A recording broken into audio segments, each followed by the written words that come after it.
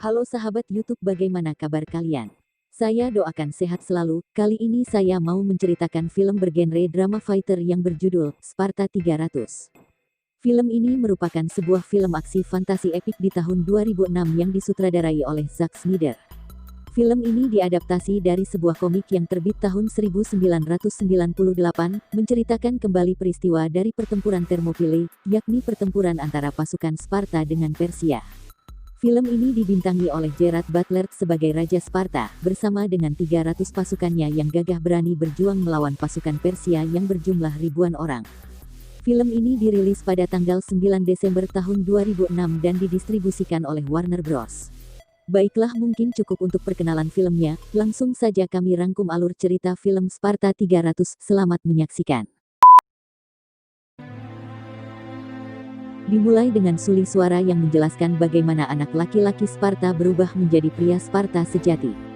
Ketika anak itu lahir, dia diamati dengan seksama oleh seorang inspektur bayi Sparta.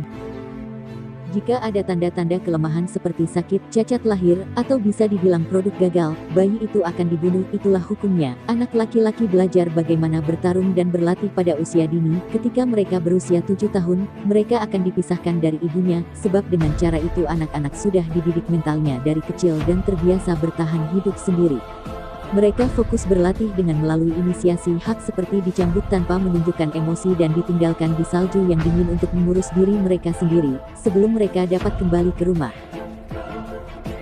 Kehidupan sedang buruk di Sparta ketika seorang utusan Persia melewati kota dan meminta untuk berbicara dengan Raja Sparta, Leonidas.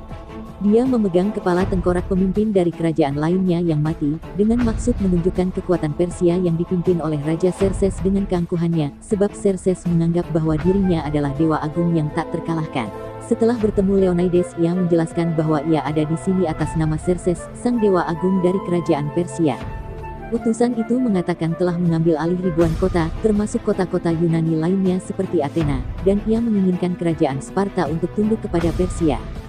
Utusan itu memperingatkan Raja Leonidas untuk berpikir dengan hati-hati, sebelum dia menjawab dengan apa yang diminta Raja Xerxes. Namun Leonidas menolaknya, lalu menggiring utusan itu ke lubang sumur yang dalam. Leonidas mengarahkan tombak ke wajahnya, membuat para pasukan Persia terpojok ke tepi lubang sumur yang dalam. Kepala pasukan dari Raja Xerxes bersama prajuritnya marah dan mengatakan bahwa ini adalah penghujatan bagi kaum Persia. Leonidas pun mengaum mengatakan kepadanya bahwa ini adalah Sparta. Setelah itu Leonidas menendang kepala pasukannya tepat di belakang sumur yang telah menunggu kematian mereka. Ada hukum di Sparta di mana jika raja ingin pergi berperang, dia harus berkonsultasi dengan Oracle dan Ephors. Mereka adalah pendeta dari para dewa. Ia dapat meramalkan kabar baik dan buruknya dalam pertempuran. Oracle adalah gadis muda paling cantik di Sparta. Kecantikannya pun juga merupakan kutukan, karena dia dipaksa untuk tinggal di pegunungan bersama Ephors yang perawakannya seperti kanibo kering. Sebagian besar waktunya dibius dan disadarkan saat menjalankan ritual untuk mengatakan kebenaran dari strategi pertempuran yang sudah direncanakan Leonidas untuk kedepannya. Setelah Leonidas mendapatkan kabar buruk bahwa Sparta akan mengalami kehancuran dan dilarang keras untuk bertempur di saat itu, scene berlanjut pada salah satu anggota dewan yang berkhianat bernama Theron. Ia diberikan koin emas dari Persia oleh utusan Xerxes agar mengikuti semua aturan yang diperintahkan Raja Xerxes. Leonidas terlihat gelisah dengan apa yang harus dilakukan. Ia lalu meminta pendapat dari istrinya. Istrinya pun mengatakan padanya untuk mengikuti kata hatimu, apa yang harus dilakukan oleh pria bebas. Setelah diberikan dukungan oleh Ratu Gorgo, keyakinannya pun pulih kembali. Ia lalu tersadar bahwa jika ia tidak bertempur, Sparta akan tetap merasakan penderitaan, tunduk akan perintah Xerxes. Keesokan paginya, Leonidas dan kapten pasukan Sparta sedang bersiap-siap bertempur bersama para pasukannya yang berjumlah 300. Saat ingin berjalan, Theron datang dengan anggota dewan lainnya menegaskan Leonidas bahwa Oracle telah melarang untuk pergi bertempur, dan ia tahu aturan hukumnya. Leonidas berkata ia hanya keluar untuk mengamati sekitar, sekedar jalan-jalan bersama pasukannya, dan berkata bahwa 300 pria ini hanyalah pengawal pribadinya. Sebelum pergi, Ratu Gorgo memberikan kalungnya kepada Raja Leonidas dan berkata untuk kembali bersamanya. Saat mereka berbaris menuju gerbang panas markas rahasianya di medan tempur, mereka bertemu dengan pasukan Arkadians. Pemimpin Arkadians mengatakan mereka mendengar bahwa Sparta akan berperang melawan Persia dan mereka hadir untuk bergabung.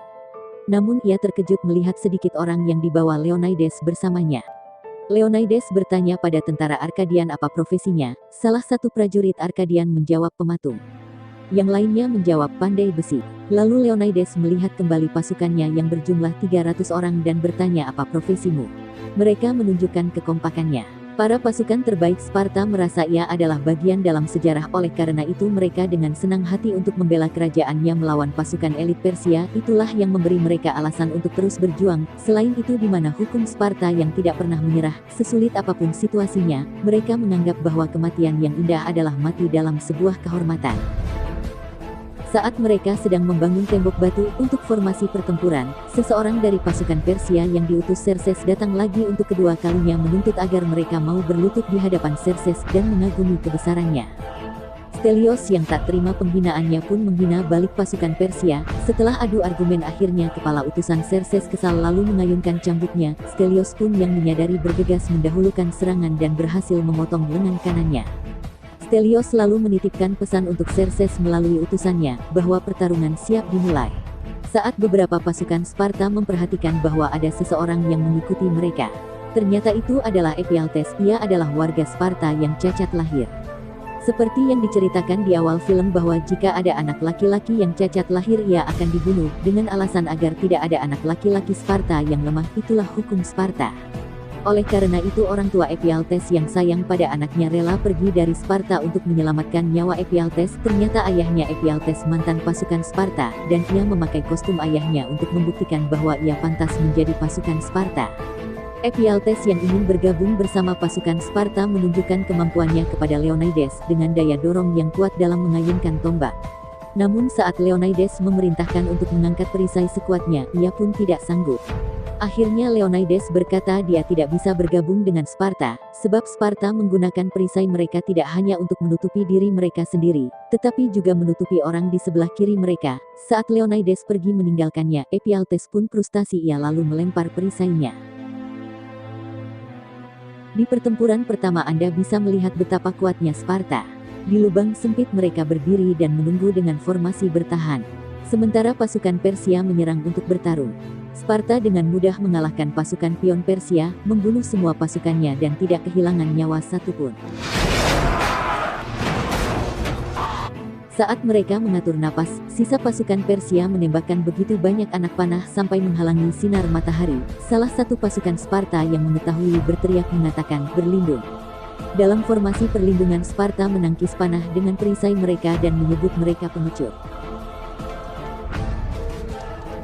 Sementara itu Ratu bertemu dengan Teron, lalu Teron mengatakan bahwa anggota dewan tidak akan pernah mengizinkan prajurit Sparta untuk pergi membantu Leonidas, sebab pasukan yang dipimpin bersama Leonidas pergi berperang tanpa izin dari anggota dewan.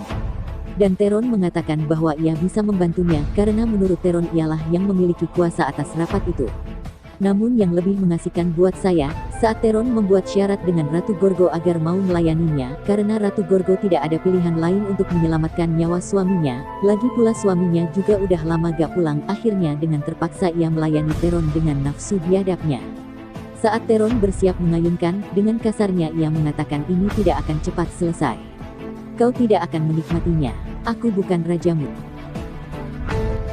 Scene berganti ke Leonidas, di mana kedua belah pihak seusai bertarung meluangkan waktu untuk memulihkan dirinya dan membersihkan medan perang. Akhirnya Raja Xerxes pun datang terjun langsung ke lapangan, sebab semua yang diutusnya tidak sanggup membujuk Leonidas. Raja Xerxes adalah raja yang setinggi 7 kaki dan ia kembali menawarkan Leonidas kesempatan untuk menghormatinya dengan berlutut kepadanya. Namun Leonidas justru membuatnya kesal, dengan mengatakan bahwa itu tidak akan terjadi, sebab pahanya sakit karena terlalu banyak membunuh pasukannya. Xerxes pun marah dan mengatakan bahwa dia dapat menghapus Sparta, dan tidak akan ada orang di dunia yang mengetahuinya dalam sejarah. Xerxes akan memotong lidahnya jika ada yang membicarakan Sparta, dan juga akan dibutakan matanya jika ada orang-orang yang ingin mencari tahu sosok Sparta. Semua orang akan melupakan siapa Raja Leonidas atau bahkan siapa Sparta itu sebenarnya. Pertempuran berikutnya semakin sulit karena Xerxes memerintahkan semua pasukan terbaiknya. Disinilah Sparta mulai kerepotan, satu persatu pasukan Sparta mulai tewas dan semakin berkurang. Saat Xerxes memerintahkan pasukan elitnya yang dinamakan Immortal, mereka adalah monster tanpa jiwa yang memiliki mata hitam dan gigi yang diamplas menjadi taring. Bukan hanya itu saja, terlihat pula tanda kerikan di sekujur tubuhnya, yang menandakan selain sering menggigit orang ia juga sering masuk angin. Mereka memakai topeng perak, senjata khusus mereka adalah monster raksasa yang dirantai itu. Dengan susah payah akhirnya Sparta bisa mengalahkan monster itu dengan sedikit bantuan dari pasukan Arkadians.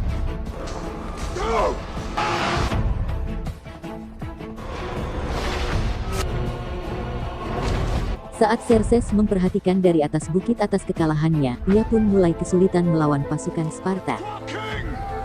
Kemenangannya meninggalkan bekas sayatan di mata Leonidas. Pertarungan berikutnya membuat Persia membawa seluruh pasukannya dari binatang buas hingga sihirnya. Xerxes mencoba mengirim sebanyak mungkin pasukannya di seluruh belahan dunia yang ia kuasai. Disinilah situasi semakin menegangkan, di mana salah satu pasukan terbaik Sparta, yaitu anak dari kapten pimpinan Leonidas yang lalai, membuatnya terbunuh dengan kepala terpisah. Setelah melihat anaknya terbunuh dengan mengenaskan, Kapten Sparta mulai membabi buta. Ia mencoba melampiaskan kekesalannya dengan membunuh sebanyak mungkin pasukan Persia. Dibutuhkan 3 orang untuk mengamankan sang kapten. Ephialtes yang sakit hati dengan Leonidas terkena bujuk rayu dari Raja Xerxes. Ia disuguhkan harta tahta dan wanita, alih-alih untuk bergabung bersamanya. Namun Xerxes meminta petunjuknya untuk memberitahukan jalan masuk ke gerbang panas untuk mengepung Sparta. Bukan hanya itu saja, Xerxes yang menganggap dirinya dewa meminta Ephialtes untuk berlutut di hadapannya. Tanpa ragu Ephialtes pun mau berlutut di hadapannya. Leonidas menghampiri Dilios yang terluka parah di bagian mata, sehingga mata sebelah kirinya tidak bisa melihat kembali. Lalu Leonidas menanyakan keadaannya. Dilios mengatakan bahwa Tuhan masih memberikan mata cadangannya untuk bertempur. Tak lama pasukan Arkadian datang dengan tergesa-gesa. Ia mengatakan bahwa tidak ada lagi kemenangan sebab kita sudah dikepung oleh Persia. Daxos mengatakan bahwa si manusia empedu membocorkan jalan tembusan untuk mengepung kita di gerbang panas. Namun Leonidas seakan tidak gentar dan tetap ingin melawan sampai mati. Tidak ada kata menyerah di kaum Sparta, itulah hukumnya. Maka dari itu semua pasukan Sparta seakan tidak ada yang panik mendengar kabar dari Daxos.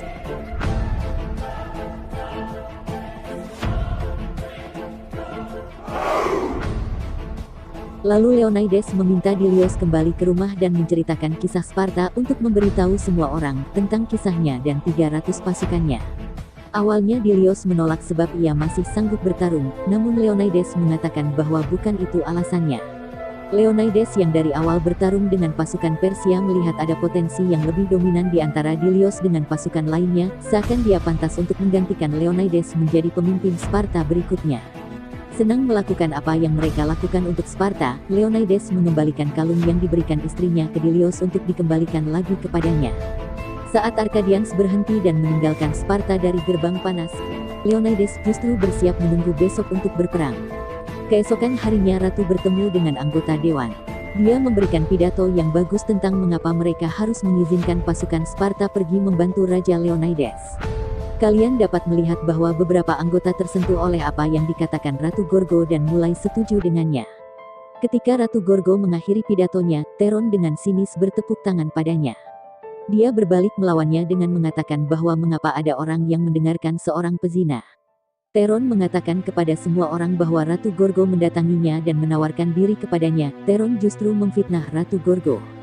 Setelah mendengar perkataan itu, Ratu Gorgo kesal. Ia mengambil salah satu pedang dari penjaga dan menusuk perut Teron. Sambil mendorong pedang lebih dalam, ia mengatakan bahwa aku bukan ratumu. Setelah menarik pedang itu, koin emas yang ada di sakunya berhamburan. Salah satu anggota dewan mengambilnya. Mereka baru menyadari bahwa Teron adalah pengkhianat. Lalu kabar menyebar dengan cepat di masyarakat Sparta. Keesokan paginya pasukan Persia sudah berkumpul mengepung Sparta dari setiap sudut. Bahkan ahli panah dihadirkan oleh Xerxes di antara bukit-bukit yang memantaunya dari kejauhan. Sekali lagi Xerxes pun datang untuk membujuk Leonidas dengan salah satu juru bicaranya yang meminta Leonidas untuk tunduk pada Raja Xerxes. Juru bicara itu meyakinkan Leonidas bahwa ia tidak akan dirugikan kalau saja ia mau mengikuti aturan dari Raja Xerxes. Ia akan dijadikan panglima perang yang dihormati dan bahkan menjadi penguasa di wilayahnya. Sparta akan sejahtera kalau saja kau mau berlutut di hadapan Xerxes. Juru bicara itu pun mengatakan bahwa orang yang kau tolak pun Xerxes tetap mau menerimanya. Akhirnya Leonidas melepaskan perisainya, lalu Leonidas mengarahkan tombaknya ke hadapan Ephialtes dan mengatakan semoga hidupmu abadi. Terlihat raut penyesalan dari wajah Ephialtes. Salah satu dari pasukan Sparta yaitu Stelios keluar dari formasinya, sesuai aba-aba dari Leonidas, agar dapat melompat lebih jauh lagi. Stelios menaikkan punggung Leonidas, sebab dibutuhkan kecepatan untuk membunuh juru bicara Xerxes.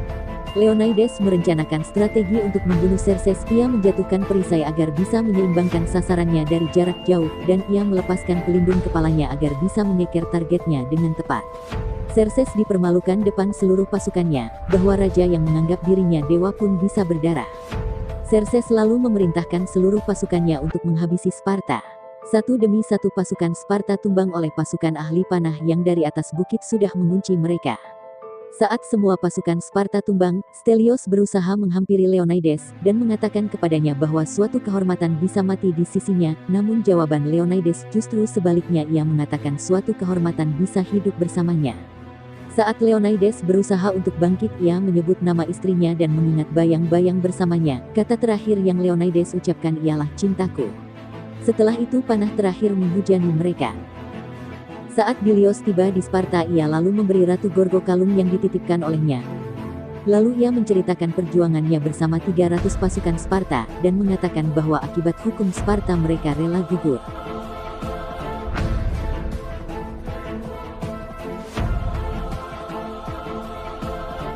1 tahun kemudian terlihat Dilios memimpin pasukannya, namun kali ini jauh lebih banyak sampai 10.000 pasukan Sparta, bersatu bersama 30.000 pria bebas Yunani. Mereka bersiap untuk melawan pasukan Persia lagi. Dengan perintah dari Dilios semua pasukannya berlari untuk berperang, dan film berakhir.